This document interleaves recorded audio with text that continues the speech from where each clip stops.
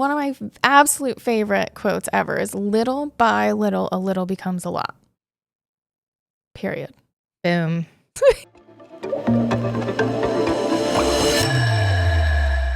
Welcome back to another episode of Going Rogue 2.0, where we are celebrating possibilities. And today, our guest is Valerie Bercier.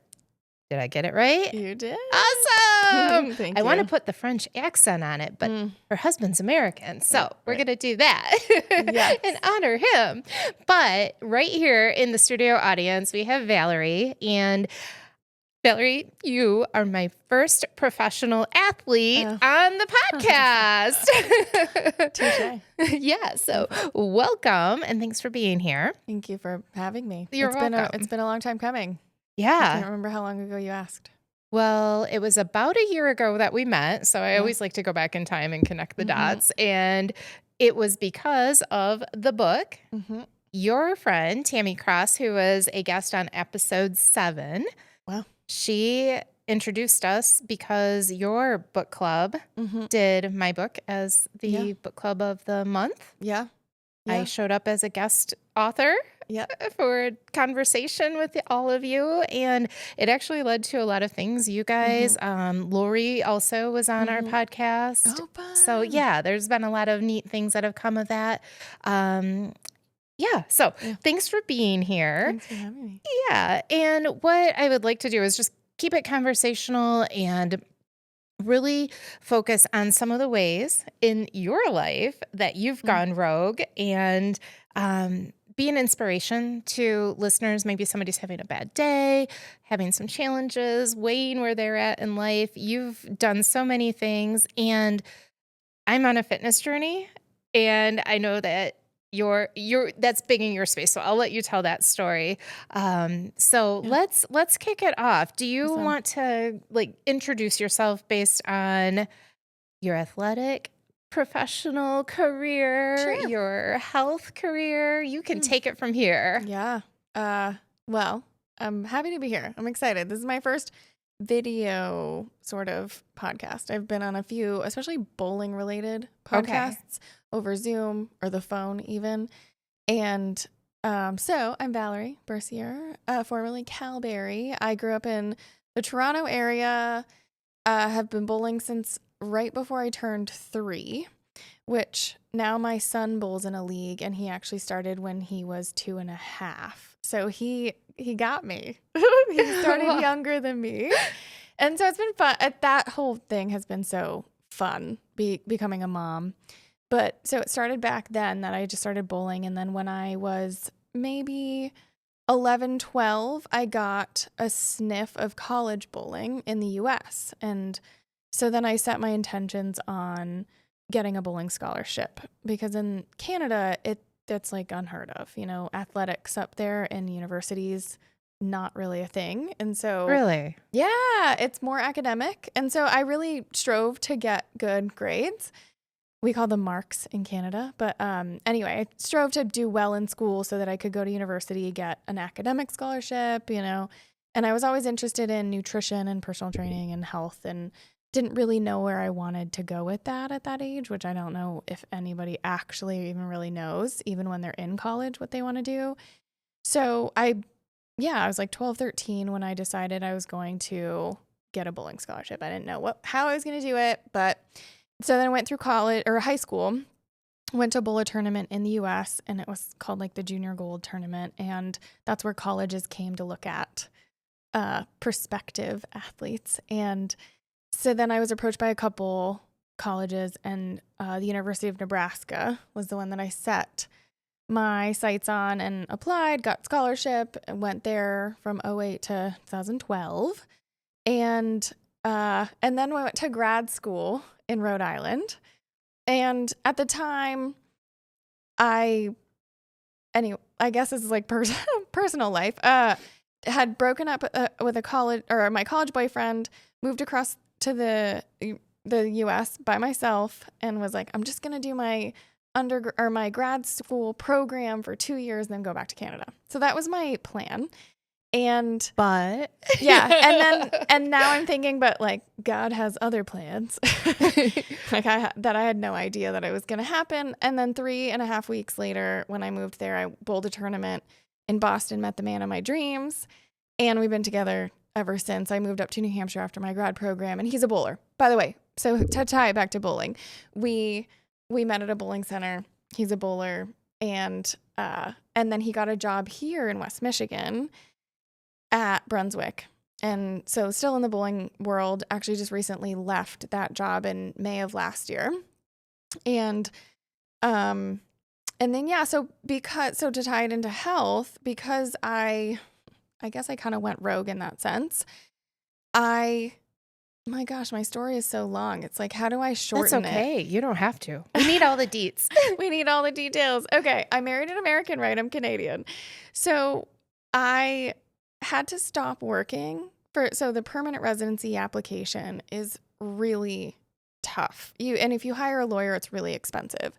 And so just out of grad school, I had a job making practically minimum wage. And then the government was like, oh, if you actually want to become a permanent resident, you have to stop working and apply for an employment authorization and travel authorization. And I was like, okay. So I figured, like, I read all the paperwork. I was like, I have a master's degree. I can figure this out, And I applied, but then I was like, oh, well, if I'm not working for 3 months, I might as well go bowl for Team Canada in Mexico. And I have nothing else to do, right?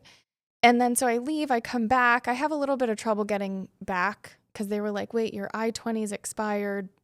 You applied for permanent residency. This isn't really adding up. So, but you know what? Just go over here, go see this officer. We'll figure it out. Like at border control, this was happening? Yeah, it was in Texas. Ooh. And I get off the plane to go through customs and I was like, oh, I don't know. And I was like, I don't know, I was young. I was like, how old was I? 21, 22? You're just probably following the rules, what they're telling you. Yeah. Going where they're yeah, or I guess I was 24. But either way, I was like, I don't know. I applied for permanent residency and, but it's in the works. And so they let me back into the US, which in hindsight, they actually, when I went, I wasn't supposed to. I was supposed to be like deported back to Canada. And I know it's like terrible. They can't come. I know. Are we out of statute of limitations and things? I don't think so. Because I met with the officer in August of that year, and he was like, "Oh, you abandoned your application by doing that, so now you have to reapply." And I'm like, "This is the worst thing ever," because I was like, "I don't want to not work. I have a master's degree, I have student loans. I need to make money, And my husband's supporting us and we've got car payments and like all this stuff. And it was really, really, really stressful. So that, again, I was like, well, what the heck, so what am I going to do?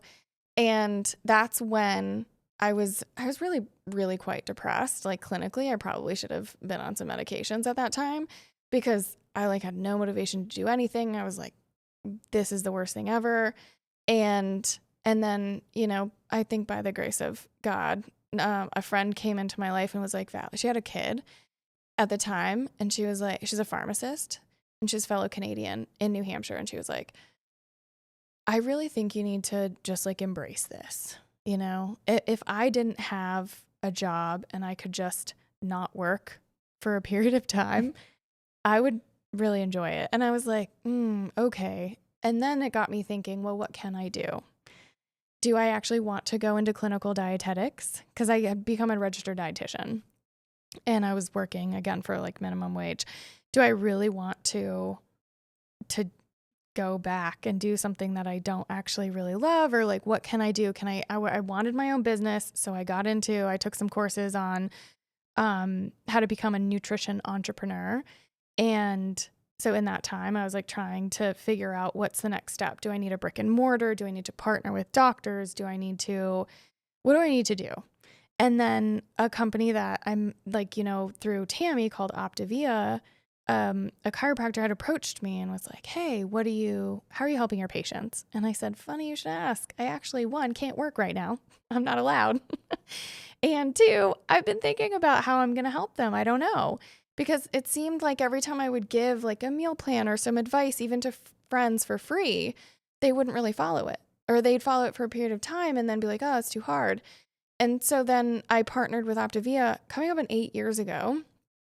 And it That's was, kind of a record. oh my gosh, it was amazing to offer products and programs to help people get started, but then learn the habits they need to learn along the way, and then keep it really simple to start. And then again, learn as you go. It's like training wheels, right? You put the training wheels on, you get going, you learn how to ride the bike, and away you go. And so, yeah, it's been an amazing 8 years, and I've been able to create freedom and flexibility in my schedule to go and bowl. So I bowled professionally in that whole midst of the whole permanent residency, found a sponsor to back me in some tournaments. So I didn't have to fork out, the hundreds and thousands of dollars to like bowl these events. Did well, was able to kind of recoup some of those costs back, make some money along the way. And that was all, I think, fine, because technically it wasn't like W-2, it was like 1099. So I was like, because I was even like, am I even allowed to make any money at this point? You're not even supposed to have a driver's license. And I'm like, this is miserable. So I was bowling a lot then, and then, started my business 2017, 2018. And then I was really trying to get off the ground really in 2018. That's when we moved here. So I didn't bowl professionally really then. And then it was 2019 that I was like, okay, I'm going to fund this myself because I want to make all the profits.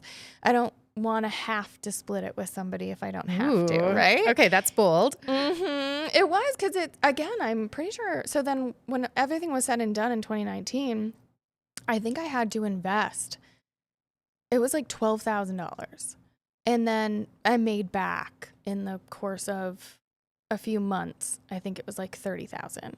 So it's not like, That's a good ROI. I mean, not terrible, but in a few months, yeah. Yeah, but I guess. But it was a stretch, right? It was. Fork out $12,000, not knowing how long you could stay here, or did you know at that point? So yeah, I had applied for permanent residency in 2016 and got it. If it was supposed to it was supposed to be max 2 years. And it was like on the 2-year mark. Oh my goodness. So it was 2018 that I ended up getting the green card in the mail. And so then that was a 5-year period. Or no, I guess, yeah, it's a 5-year period, but then in 3 years. So in 2020, I could start the application to become a citizen. Because if you're just a green card holder, not through marriage, it's 5 years that then you can become a citizen. So then I was like, well, a border officer literally said a border patrol agent could deny even a green card of 60 years into the country if he's having a bad day. That's literally what he said. And I was like, I'm going to get citizenship right away, as soon as I can. Yeah. Because I don't want to have to go through that process again. So I guess, so back to 2019. Yeah, it is a lot because you're betting on yourself. You have to. At the time it was $300 for an entry, $500 for major events. And then you've got about $1,000 a weekend with travel expenses, food. Yeah. Wow. Yeah. And so if you fly, and I'm actually right now getting prepared for this tour season, and that's May. It starts May 8th. Yeah. So now are any of the tournaments here locally? In West Michigan? I wish. Sometimes they have tournaments in Detroit because Detroit's a big bowling area, but not this year. The closest one is Cleveland. And then there's one in Wisconsin, Green Bay, not close, and then Lincoln, Nebraska, Waterloo, Iowa, Topeka, Kansas, Vegas, Albany. Yeah, I think those are the ones that.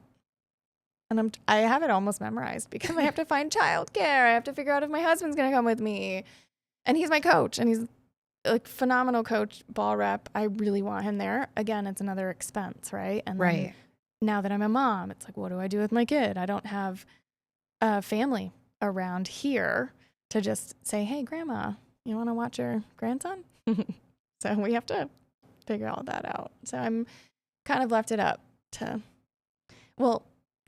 not always, because I feel like God gives you signs. Like, this is what, maybe you should ask this person. Maybe, Right. And you just got to take action on it.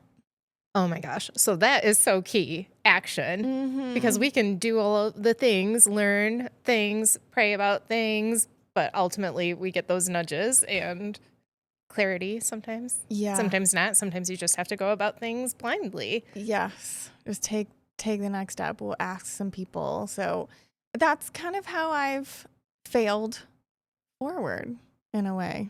Yeah. So you're still coaching. Yeah, with Okay. Optavia. Yep. Yep. And then recently, so a pivot that I've added to my business is I'm able to take health insurance now through a company called Nourish. So I've had friends and they even send me referrals even through Nourish, but they take all the major insurance Oh, that's Oh awesome. my gosh, it's amazing. So then we call that medical nutrition counseling or medical nutrition therapy. What do you find that most people that you work with, if you can say this, I know there's like laws and stuff, but if you can't, then just ignore me and add something else. Uh, but what do you think most people's biggest challenges when it comes to healthy eating or losing weight or keeping weight off? Like where is I think you alluded to it earlier, Mhm. mindset. Is Mhm. that like how do you Yeah. identify that and then help them through what their challenges are? Mhm. Gosh, it's amazing what changes over the years. Because I feel like I have a different answer now than I Oh, did. because of our culture and media, or Just your working with clientele just yeah, changed? working with a lot of people uh in a lot of different ages because it depends. I think time is a big factor, prioritizing the time and the mindset around I don't have enough time, Mm. right?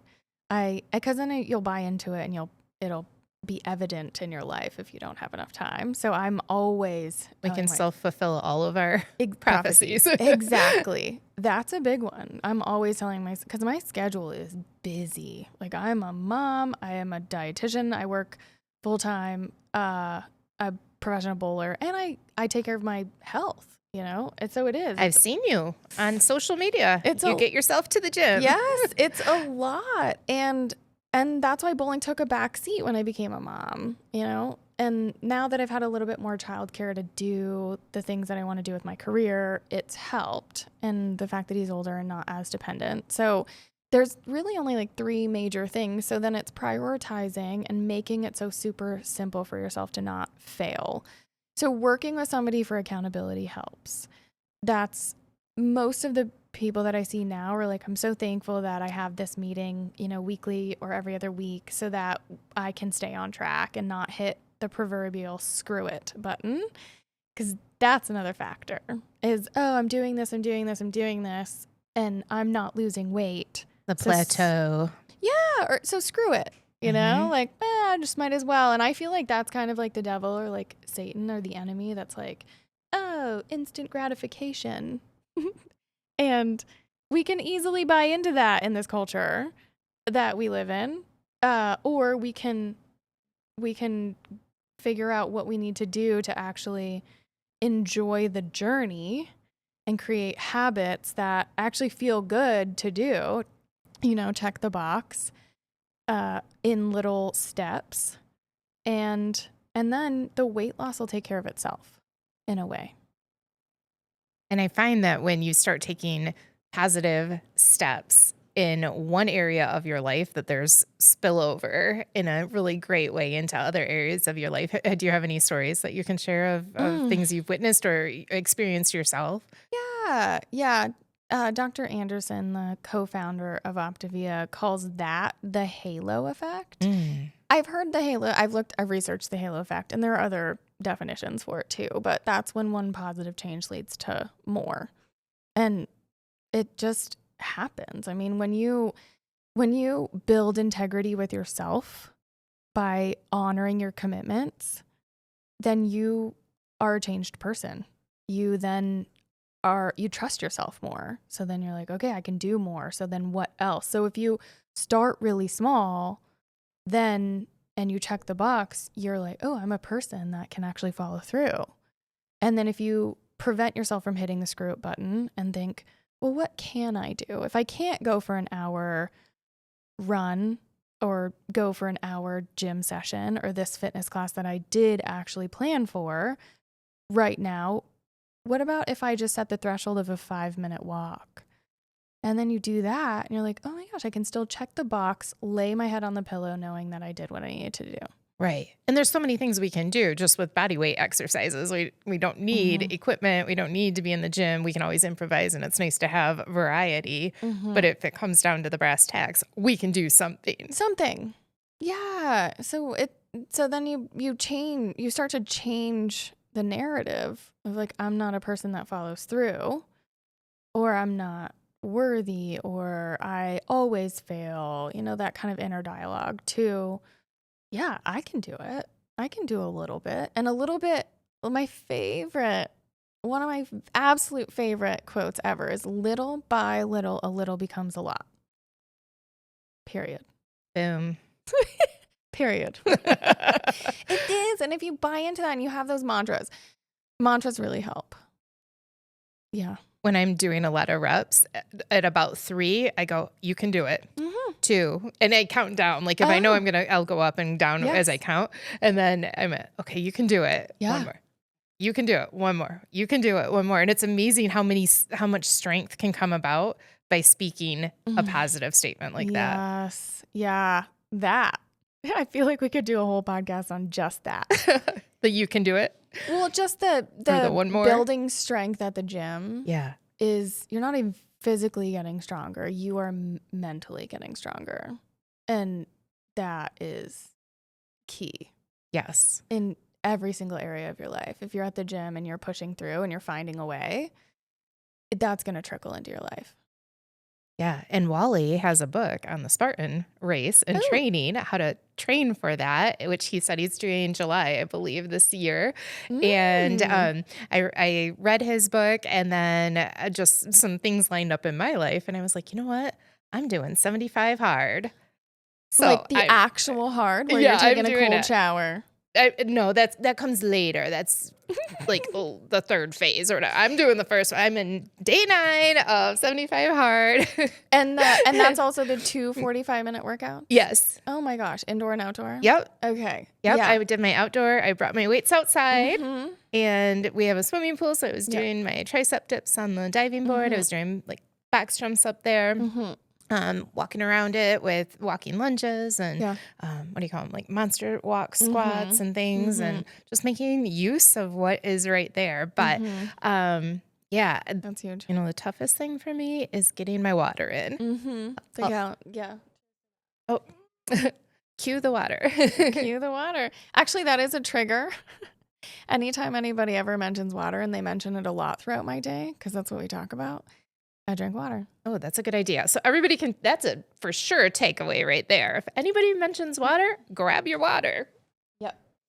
Yeah. So when I work with different people in different occupations, like I have a lawyer, accountants, and so if they're not great already habitually at getting water, then I'm like, what's a word that you hear every day that you could be like, oh, I just heard that word. I got to drink my water.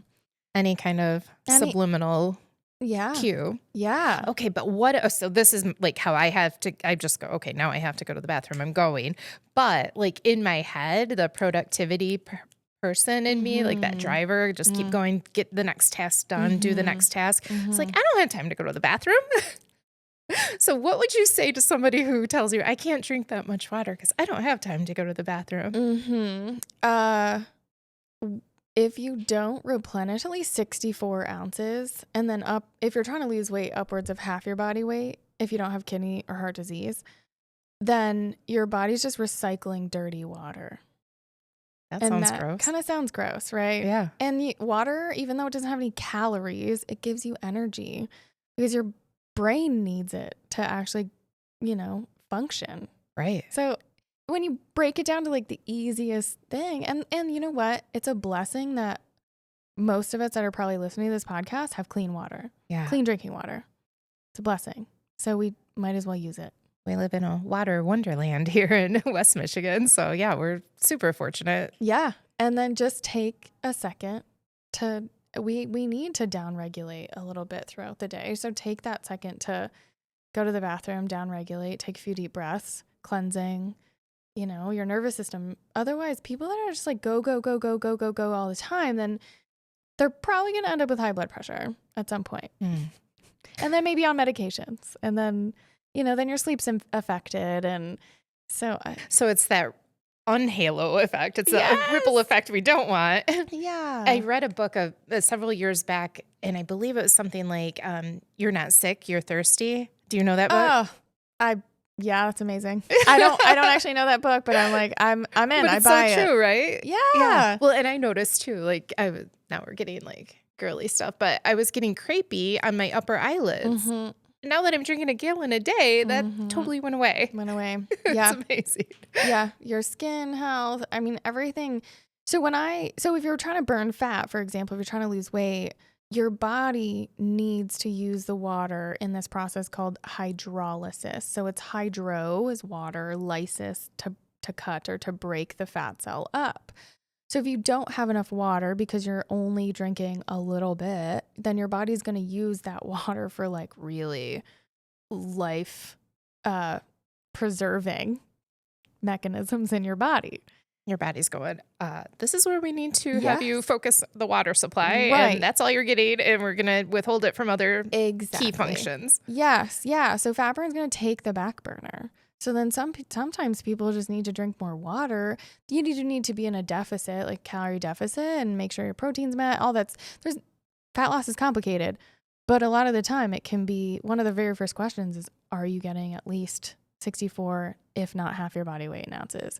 And then that'll help, your body do what it needs to do. Well, you certainly have a wealth of knowledge, I can tell already. How do you, who comes to you? What is their primary concern when they're coming to you? Is it weight loss? Is it other ancillary health concerns? Because I have been in the weight loss space for coming up on 8 years, I have that as a specialty. That's kind of where I feel like I have the most control, I guess, or the most value to offer. And then, with that, if you've been carrying around some extra fat for a period of time, decades even, then diabetes, high cholesterol, things like that can happen. So I have specialty in that too. I can help people with diabetes, hyperlipidemia, which is high cholesterol, or high triglycerides even. And that's pretty much it. I mean, gut issues, sometimes they come along with it and we have to navigate through it, but that's not a specialty. Kidney disease, not a specialty. Do you do testing and order labs and that kind of thing, or is it? Yeah. So through Nourish, we allow them to upload, or we encourage them to upload their labs from their doctor.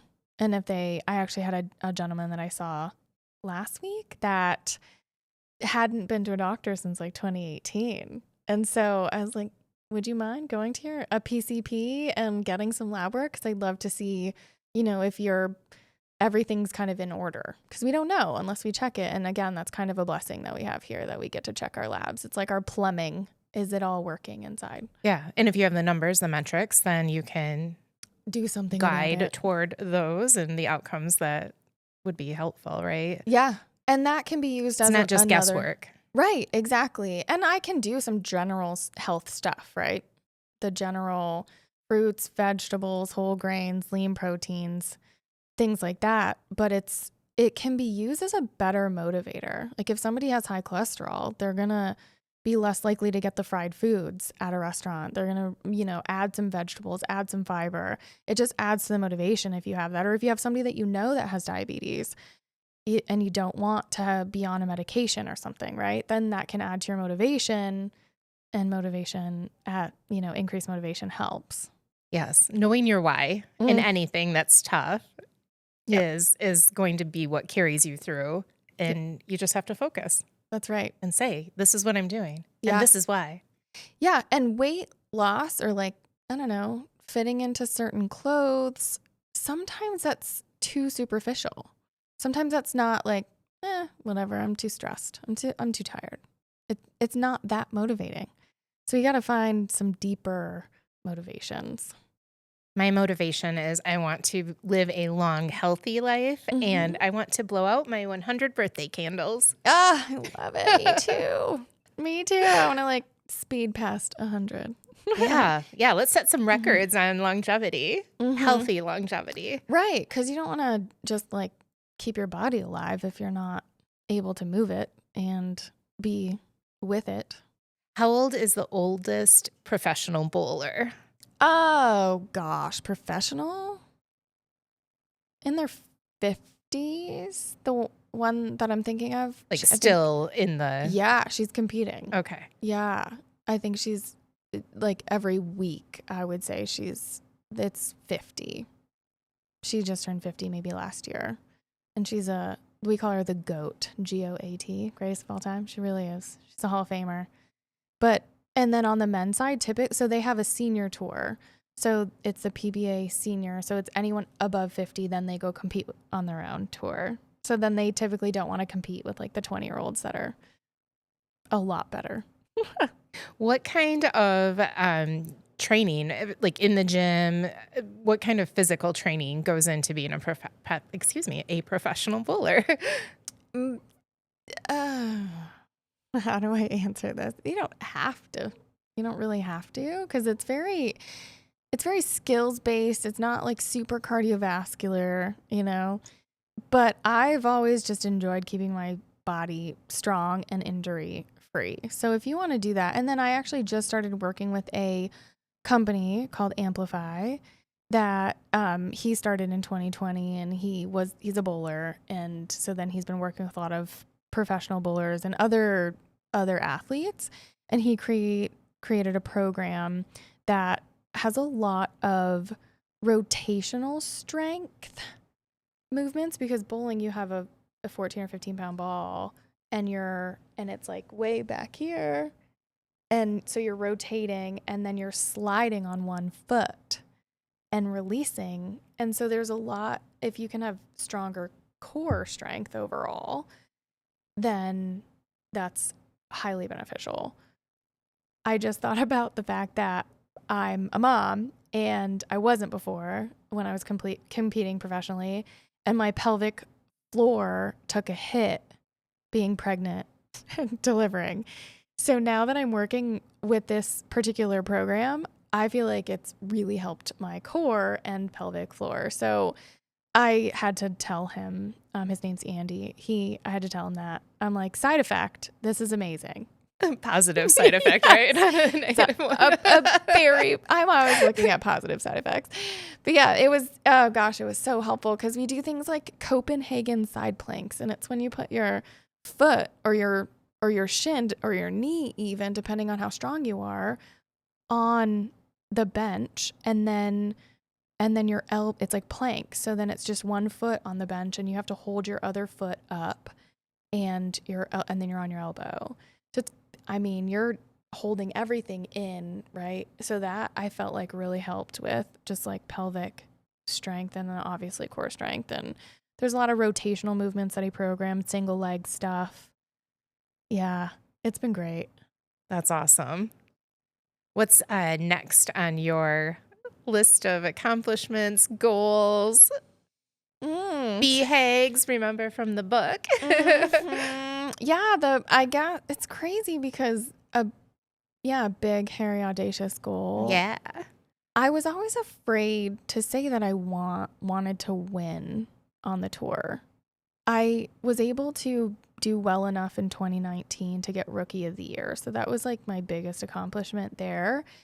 And I just like bowled well enough, but I just never had a big desire to win. And I don't know why. And now though, now that I'm a mom and I I have a bowling YouTube channel that it's coming up on a year of releasing a video every week. And I know that consistency pays off, and it was hard. Like the obstacles that get in the way of those types of things is insane. Uh and it's not for the weak. So now I'm thinking, well, I'm in this bowling space. I want to win. I want to go out and know what it feels like to win and to reach my potential. So I would say my motivation to win is to see what kind of potential I have. Just the curiosity of the possibility of what can Hmm. happen. Yeah. That's Yeah. awesome. And I would be awesome to win in front of my son. Yeah. Yeah. Now that's a huge motivator And when now. you say win, so is it like A, one weekend, like a tournament? mhm. Is there something that's cumulative and that builds for like year Mm. end, or how does that work in the bowling world? Yes. Yeah, in the bowling world. So it's a season. I love that question because yeah, it makes sense. I guess so. That's my initial BHAG, and it is. It's very audacious to actually say that and to go out and do the things you need to do to make it happen. And then the Hall of Fame. So I'm still young. I'm 34, but and Hall of Fame I think usually comes around like after 40, after you've had, several really major accomplishments. I would say to be in the Hall of Fame.